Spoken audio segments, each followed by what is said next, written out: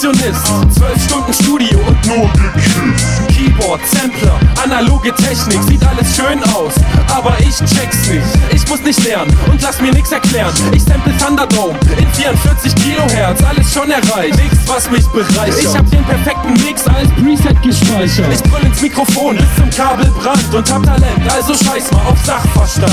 Völlig virtuos an der Klaviatur, Feature geht nicht klar, denn von mir fehlt jede Spur. Ich bin so innovativ beim Erschaffen von Musik, das beste Beispiel dafür ist Augenringe schwarz und die Hautfarbe Keller. Ich bin Studio-Gangster, du Penner.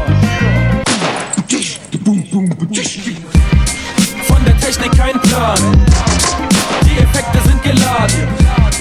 Von der Technik kein Dunst, ich erschaffe hier Kunst.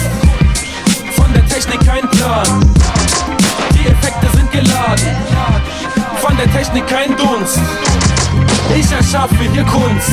C2, alles auf die 1, halbe Stunde Lupen bis zur nächsten Hi-Hat 0815. Sound von der 808, übersteuerter Bass, auf dem Handy klingt's krass. Die Aufnahme steht, auch wenn's ein bisschen kratzt. Von der Technik kein Dunst, ich erschaffe hier Krach.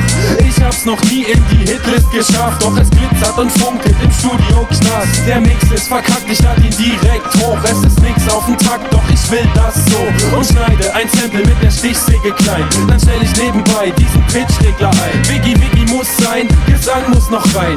Autotune ist cool, wenn man's nicht übertreibt. Mittelalterliche Synths und die neuesten Plugins, damit meine Mucke wie aus der Mülltonne klingt. Wie aus der Mülltonne klingt.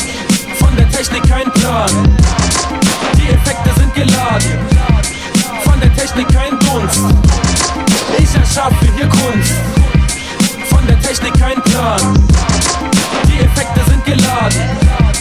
Von der Technik kein Dunst, ich erschaffe hier Kunst. Von der Technik kein Plan, die Effekte sind geladen.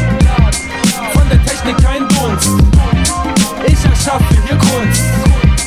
Von der Technik kein Plan, die Effekte sind geladen. Von der Technik kein Dunst, ich erschaffe hier Kunst.